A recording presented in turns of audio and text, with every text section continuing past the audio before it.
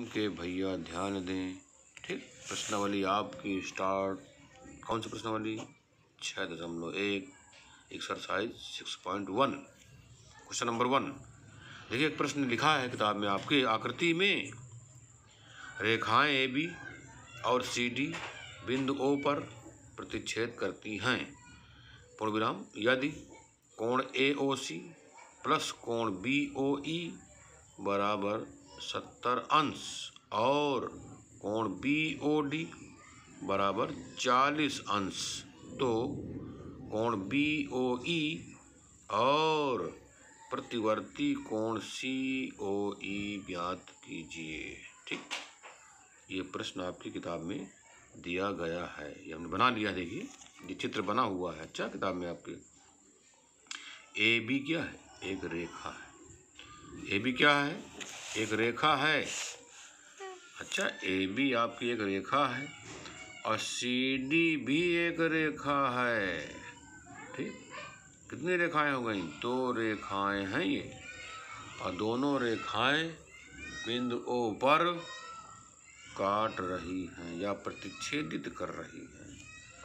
एक रेखा या किरण जो कहिए आप, ये OE है। ठीक है, ये भी एक OE किरण है जो कि चित्र में दिखाई गई है। अब आपको करना क्या है, देखिए हल कैसे करें। याद रहे, ये जो पढ़ रहे हैं आप इस समय, इसको बहुत ध्यान से पढ़िएगा, क्योंकि ये समझ में तो आएंगे।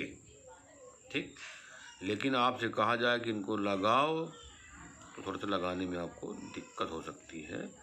तो इसलिए प्रैक्टिस करना पड़ेगा घर में, है ना। एक सवाल आप लगाइए, आप एक सवाल पढ़िए, लेकिन उसको पक्का करके पढ़िए कि नहीं हमको समझ में आ गया, और उसको बार बार आप फेयर में लगाइए या रफ में लगाइए। फेयर तो कंप्लीट कर ही लीजिए भाई, फेयर में बार बार नहीं लगाओगे आप, लेकिन रफ में बार बार लगा कर देखिए कि नहीं हमको ये सवाल आ गया कि नहीं आ गया। अगर परीक्षा में आएगा तो हम लगा लेंगे कि नहीं लगा लेंगे। ठीक है, क्योंकि परीक्षा आपकी लिखित होना है, मौखिक नहीं होना है ना। तो लिखने में क्रम होना चाहिए, है ना, या पूरी बात होनी चाहिए कारण सहित। ठीक, तो जो भी देखिए, हम इस प्रश्न को हल करेंगे, एक ही सवाल हो पाएगा, लेकिन इसको आप ठीक से समझिएगा, कारण सहित आपको उत्तर देना, ये ध्यान रहे, है ना। आप सवाल अगर एक एक करके लगाएंगे, 2-2 करके लगाओगे और अच्छे ढंग से पढ़ोगे, तभी समझ में आएगा। प्रैक्टिस करना घर में बहुत अनिवार्य है। ठीक, देखिए हम बताने जा रहे हैं आपको। अब आप बताइए, ये एक रेखा AB है, चित्र में दिया है, और एक रेखा क्या है? CD है, ये भी चित्र में दिया है। ये देखो, हमने AB एक रेखा खींचा और CD एक रेखा खींचा। ठीक, तो 2 रेखाएं हो गई। अब आपको पता होना चाहिए, जब 2 रेखाएं एक दूसरे को काटती हैं, वो भी किस बिंदु पर काट रही हैं? O बिंदु पर काट रही हैं, आपकी किताब के अनुसार या प्रश्न के अनुसार।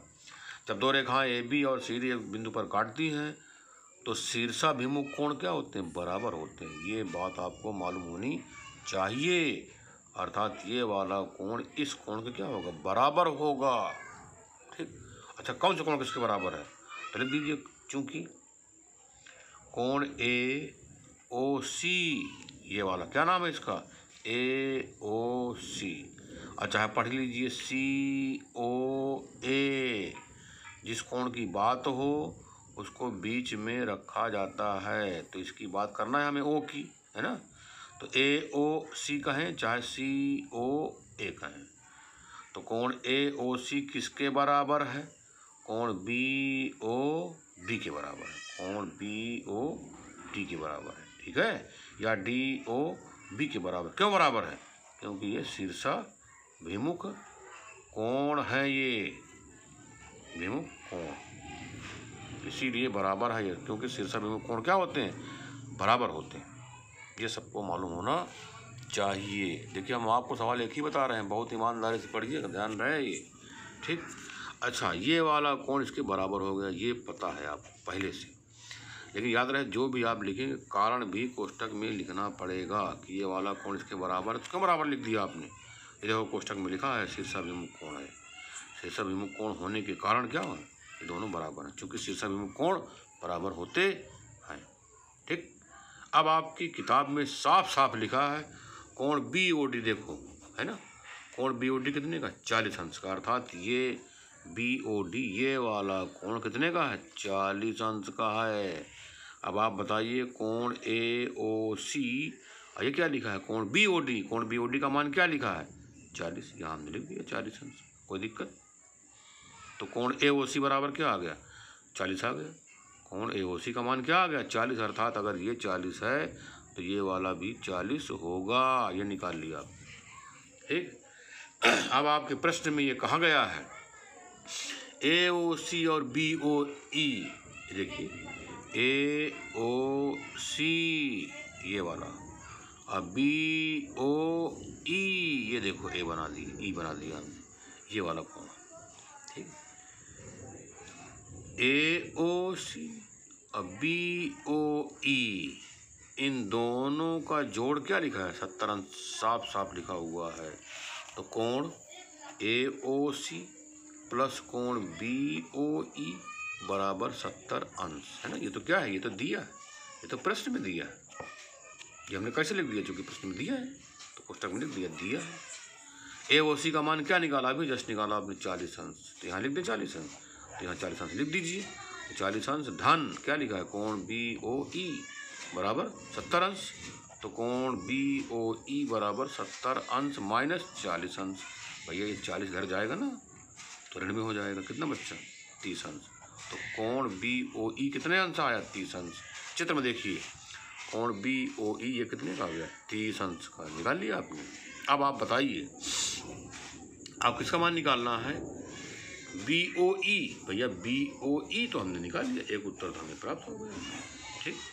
अब क्या चाहिए प्रतिवर्ती COE, तो पहले हम COE तो निकालें, ये वाला कोण आपने खुद पढ़ा है कि इन तीनों कोणों का योग क्या होगा 180 अंश होगा, क्योंकि ये वाला है ना, या ये है ना, ये क्या सीधी रेखा है, ठीक है। तो ये सीधी रेखा पर कितने कोण बनता है, ऋजु रेखा है ये, तो 180 अंश बनता है, पढ़ा होगा आपने ऋजु रेखा या ऋजु कोण, है ना। 180 अंश का कोण क्या कहलाता है, ऋजु कोण कहलाता है या सरल कोण कहलाता है, ठीक है।